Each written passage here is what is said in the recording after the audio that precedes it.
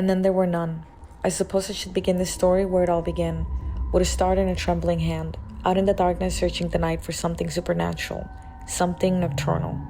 Of course, it was all just a myth, unless we could prove it was real. We should have left it alone, should have stayed out of those woods. So it should be around here that you and I, we both said about it. The legend. Any idea what it is? Nobody knows, but they say that a lot of kids and children were missing in here, walking in the woods. I heard it was like half man, half goat. Maybe like half man, half bear. Bear. I've heard certain legends, but I don't know if they're necessarily true. Something like that. Look, if something weird's gonna happen, it's gonna be in a space like this. Yeah. I mean, Yeah. exactly. Yeah, it is.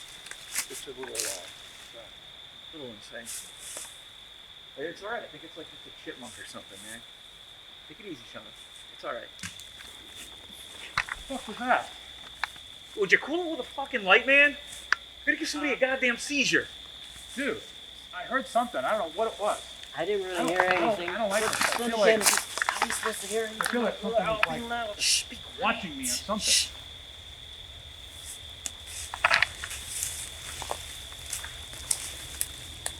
Everyone got quiet as we walked on deeper into the woods, at least for a few moments. Each of us is trying to listen carefully for something other than our own footsteps. I figured that would have been loads easier without the constant crackle of dry leaves beneath our feet. The ground was littered with them, like a carpet of red, orange, and brown patterns randomly stitched and stretched out in every direction as far as I could see. How much further? Gary, please don't start. It was just a question. We've been out here a long ass time. 30 minutes hasn't been that long. Seriously? Should have stayed home. Wish the hell you would have. Everyone, please cut it out. I'd hardly spoken a word since we left the van. I started off feeling excited, but the further we went in, the more uncertain I became. Yeah, are you okay? Yeah, I'm good. You sure you seem like you're really scared, nervous?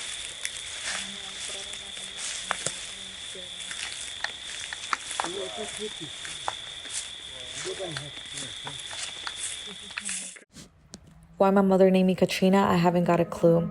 I didn't mind being called Cat so long as it didn't come with the 1,000 feline jokes I'd heard all my life. I swear one more person who says meow to me and I'm likely to cloud their eyes out. Yes, I know the pun was intended. All in all, I have to say I have a little in common with a feline. Certainly can't tell you I'm not agile. I'm the most clumsy person I know. Cats have 9 lives, they say. Well, I'm just struggling to make it through the one I've got. I do see well at night, so that's something, I guess. As we marched on, I thought more and more about the local legends that got us out here in the first place. Stories about a beast in the woods, not any known animal, something worse, far worse. A creature that had been alive for hundreds of years, responsible for many mysterious deaths and disappearances. Of course, it loved taking the young like any local monster story.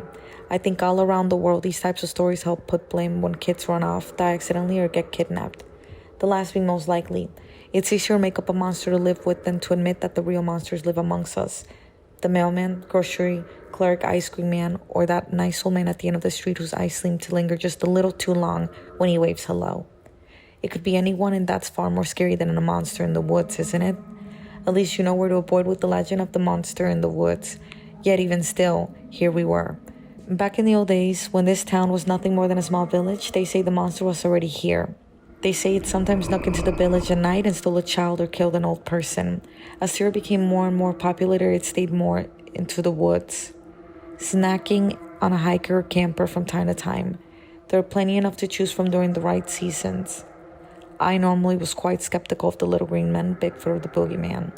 This night in the woods, I wasn't so sure. Come morning tomorrow, I'd laugh it off, wondering how'd I let myself get so worked up. I kept telling myself, only was I certain? What was that noise? Did something move in the shadows? Guys, look over there. What was that? Get down! Maybe a bear.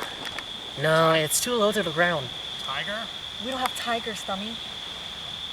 Could be a Listen, I just raccoon. want to get out Are of you here. kidding me? I don't Where'd know it about go? you guys. Over there. For real. This is bad.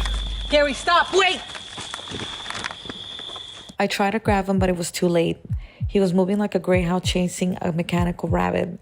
Dirt and pebbles kicked up into my face from his shoes trying to gain traction. I covered my eyes to block the incoming barrage of dust and stone. By the time I went to take my hand away from my eyes, Ren was screeching. I froze, hand over my eyes to the ground, changed direction. Something wet hit my face. Gary and Sean were screaming as their voices drifted in different directions. The shrill of Gary's screams were nothing like I've ever heard before. He went silent first. My face and hands were wet. Why? Had they played a prank and tossed water on me? No, couldn't be. They would be laughing like crazy. Instead, all I heard was silence. My trembling hand didn't want to ever leave my face. I'm not sure how long I stayed like that. It was as if I had to physically pry my hand away from my face with my free hand. I wish I hadn't. I wish I would have died closely covering my eyes. I saw the blood first, then the bodies of my friends. What was left of them anyway? Oh, how I wish my hand was still over my face. Put it back, I silently screamed in my head, yet knowing it was too late. Where was it? My mind finally worked its way around to its vital question.